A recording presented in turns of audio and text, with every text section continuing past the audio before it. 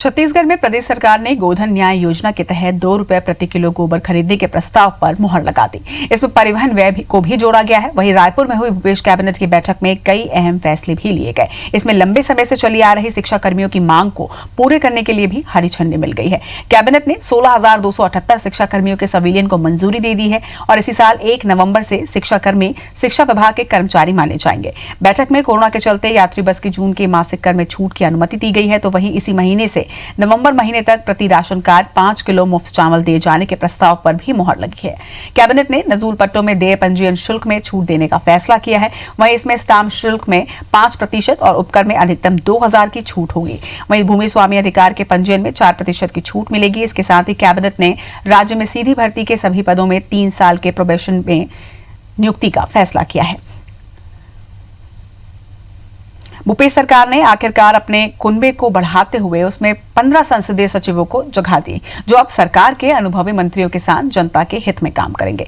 लेकिन इनकी नियुक्ति पर बीजेपी ने सरकार को घेरते हुए कहा है कि जिस कांग्रेस ने विपक्ष में रहते संसदीय सचिवों को लेकर कोर्ट का दरवाजा खटखटाया था, अब खुद उनकी नियुक्ति कर अपनी नीति और नीयत स्पष्ट करती है। वहीं बीजेपी के आरोप पर कांग्रेस ने पलटवार करने में जरा भी देर नहीं की। चिंतामणि महाराज पारसनाथ राजवाड़े ईश्वर की शपथ लेता हूँ अनुराग या द्वेष के बिना सभी प्रकार के लोगों के प्रति संविधान और विधि के अनुसार भारत के संविधान के प्रति श्रद्धा और निष्ठा रखूंगा। छत्तीसगढ़ में कांग्रेस सरकार बनने के 1.5 साल बाद आखिरकार सरकार में 15 संसदीय सचिवों ने शपथ ग्रहण किया। सीएम हाउस में सभी विधायकों को सीएम भूपेश बघेल ने संसदीय सचिव पद की शपथ दिलाई। राज्य सरकार ने संसदीय सचिवों की नियुक्ति में ज्यादातर नए और महिला विधायकों को मौका देकर जाति और क्षेत्र का संतुलन बनाने की कोशिश की है। शपथ ग्रहण के दौरान मुख्यमंत्री ने सभी संसदीय सचिवों का प्रमोशन करने का ऐलान भी कर दिया। किस प्रकार से विभाग काम करता है, किस प्रकार से विधानसभा में जवाब दिए जाते हैं, ये सब आपको सीखना है। और मैं उम्मीद करता हूँ कि भविष्य में आप ही लोगों के नेतृत्व में फिर से सरकार बनेगी तो मंत्रिमंडल में आप लोगों का स्थान होगा। तो इसके लिए भी आप लोग प्रशिक्षण के रूप में लेना चाहिए। कांग्रेस सरकार ने 15 विधायकों को संसदीय सचिव का पद देकर उन्हें संतुष्ट करने का प्रयास किया, लेकिन अब वो विपक्ष के निशाने पर आ गई है। विपक्ष के कई नेताओं ने सरकार की नीयत और नीति पर सवाल उठाते हुए सरकार की कथनी और करनी में अंतर बताया। साथ ही आरोप लगाया कि विपक्ष में रहते कांग्रेस संसदीय सचिव की नियुक्ति को असंवैधानिक बताते हुए हाईकोर्ट तक गई थी। अब उसने खुद 11 की जगह 15 संसदीय सचिवों की नियुक्ति कर दी, जो समझ से परे है। हाईकोर्ट ने कहा है क्या कि संसदीय सचिव बनाओ?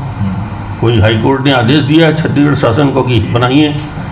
आप अपनी मर्जी से बना रहे हो, हाईकोर्ट के ऊपर क्यों लाद रहे हो? आप ये कहिए कि हमारा पुराना निर्णय गलत था संसदीय सचिव के मुद्दे में और आज हम उस निर्णय को वापस ले रहे हैं। मुझे लगता है कि जो विरोध करते रहे, अब ऐसा उनको लगने लगा कि बनाना जरूरी है, नहीं तो सरकार संकट के में है।